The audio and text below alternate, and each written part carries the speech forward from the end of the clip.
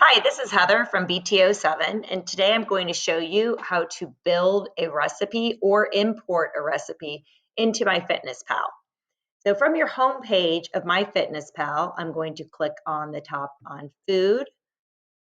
Once you get to food, you'll have your food diary, database, my foods, my meals, and then click on recipes. So anytime that you've built a recipe, you could see down here, I have several recipes that I have uploaded over the years or I've created on MyFitnessPal. So I'm going to today just go ahead and I'm going to copy a URL from a website, Skinny Taste, and I'm going to import this recipe. Click import. So the first thing that happens, you're going to see that this says it's 6 servings, and you have your list of ingredients that was from the original recipe. So you can adjust these before you go ahead and match your ingredients. Well, the first thing is that I used boneless, skinless chicken thighs. So I'm going to put breasts here instead of thighs. And then something else that I added a few other ingredients. So I did 2 cups of kale. I added a half a cup of carrots, and I added a half a cup of celery. All right, so I think everything else looks good. If you decide what I do when I'm making some soup, I normally divide it into containers for myself for lunches for the week. Um, and I will measure each one to make sure that they are all the same weight on my food scale.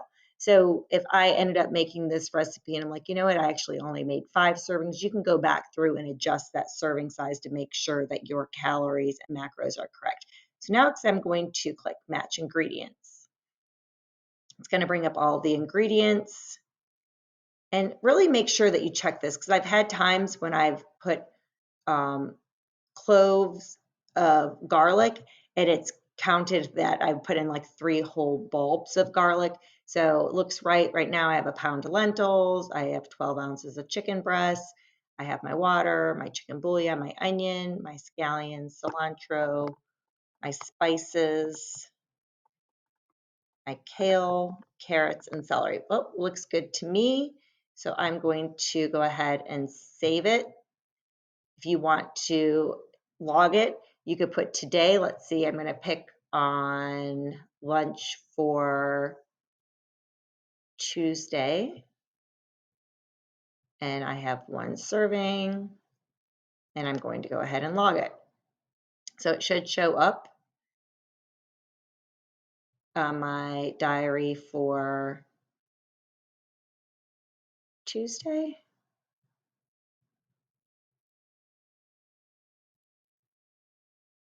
There we go. And we have our chicken lentil soup under our diary. I've already put in my dinner for Tuesday.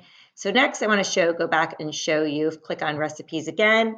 Now, I find this part easier to do on my phone, but if I want to manually add a recipe, you can go ahead and click the manual and start putting ingredients in.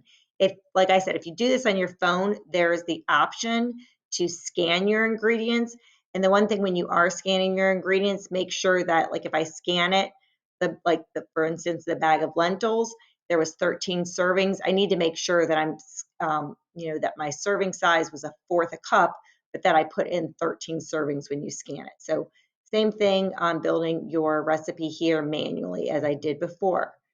So hopefully this helps you. I find this to be tremendously helpful.